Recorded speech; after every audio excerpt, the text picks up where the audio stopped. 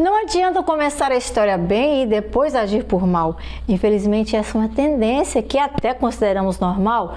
Joás era ainda pequeno, teve Joiada para auxiliar, mas quando esse sacerdote morreu, ele começou a descambar.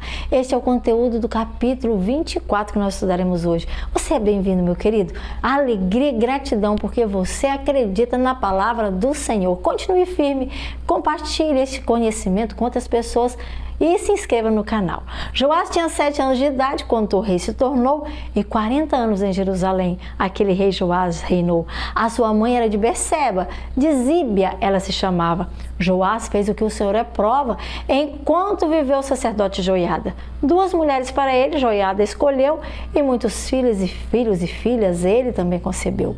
Algum tempo depois, Joás decidiu fazer reparos. Ele decidiu lá no templo do Senhor. Então os sacerdotes e os levitas ele reuniu e lhes disse: vão à cidade de Judá e recolham o imposto devido anualmente por todo Israel, mas sejam rápidos e também sejam muito eficientes para fazer reparos no templo do seu Deus. Vão agora mesmo, sigam em frente.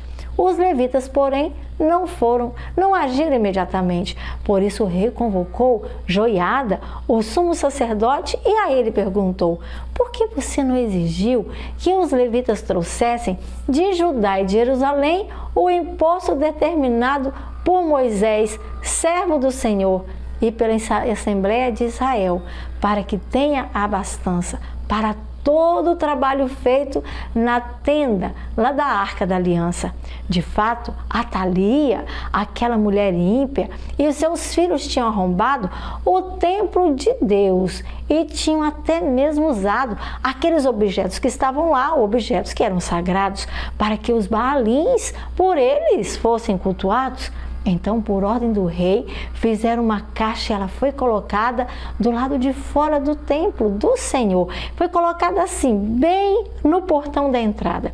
Em Judá e em Jerusalém, uma proclamação se formou para que trouxessem ao Senhor o imposto que Moisés, que era servo do Senhor, mandou. Que lá no deserto, em tempos de outrora, para eles, Moisés falou.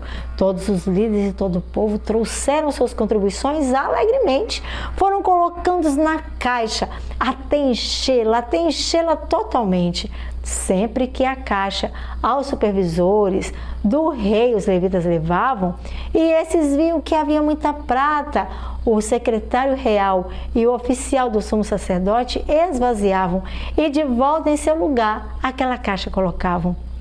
Faziam isso regularmente e uma grande quantidade de prata eles ajuntaram, e o rei e o sacerdote Joiada essa prata entregavam para os homens que os trabalhos lá do templo do Senhor executavam.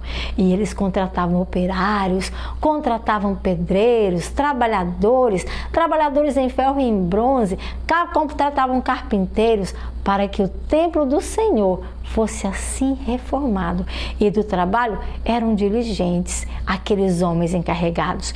E o progresso da obra de reforma desta forma foi garantido, e o templo de Deus, afinal, de acordo com o modelo original, por eles foi também concluído. E eles o reforçaram e trouxeram, quando terminaram, o restante da prata ao rei, e a Joiada entregaram. E com ela foram feitos utensílios para o templo do Senhor também, utensílios para o serviço, para os holocaustos, além de tigelas e de outros objetos de ouro, e alguns eram feitos de prata também.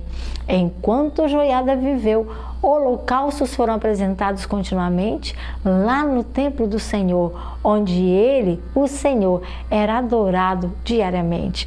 Joiada chegou à idade avançada e morreu com 130 anos com os reis da cidade de Davi. Eles o foram sepultando em atenção ao bem que havia feito em Israel, a favor de Deus e do seu templo, em favor do Deus do céu. Mas depois da morte de Joiada, os líderes de Judá foram falar com o rei e reverências foram lhe prestar. E ele aceitou tudo o que disseram. O templo do Senhor eles abandonaram, o Deus dos seus antepassados, e culto aos postes sagrados eles prestaram, e aos ídolos inúteis também eles adoraram.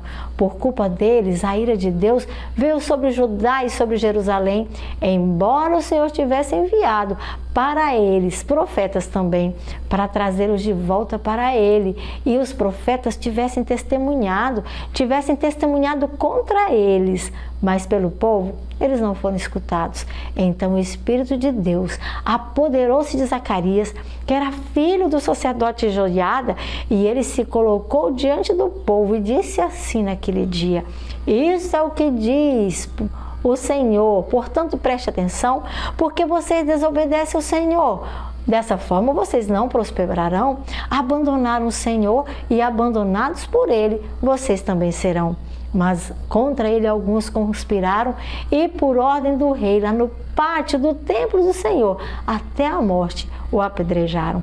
O rei Joás, em conta não levou que Joiada, que era o pai de Zacarias, bondosamente com ele se portou, e o seu filho Zacarias violentamente matou. Veja, isto o Senhor, e faça justiça.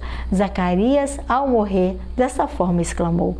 Na virada do ano, o exército arameu marchou contra Joás, invadindo o espaço seu, invadiu Judá e Jerusalém. E todos os líderes do povo, sem medo e sem vergonha nenhuma, matou. E enviou para Damasco, para o seu rei, todas as coisas que daquela terra saqueou. Embora o exército arameu fosse pequeno, o Senhor entregou nas mãos dele um exército que era muito maior. Isso por haver Judá abandonado o Senhor. Eles abandonaram a Deus, o Deus dos seus antepassados. Assim, sobre Joás, o juízo foi executado.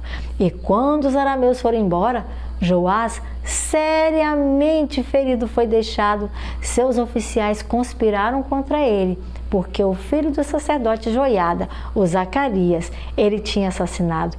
E em sua própria cama, eles ali o mataram. Assim, ele morreu lá na cidade de Davi e ali eles o sepultaram, mas não nos túmulos dos reis. Eles enterraram em outro lugar. Os que conspiraram contra ele, eles o fizeram morrer por lá. Eram Zabade, filho de Simeate, que era um amonita, e Josabade, filho de Sirite, que era uma moabita. Quanto a seus filhos, sobre o tempo, a restauração, as muitas profecias a seu respeito, tudo está escrito nos livros em anotação. Está escrito nos livros dos reis daqueles dias. E foi o seu sucessor, o seu filho, que era chamado de Amazias. E assim termina o capítulo 24, um capítulo com 27 versículos que nos conta histórias tremendas.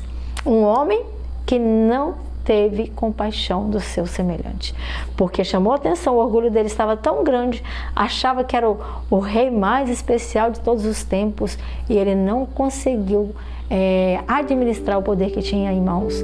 E por causa de ter sido chamado a atenção, ter sido de certa forma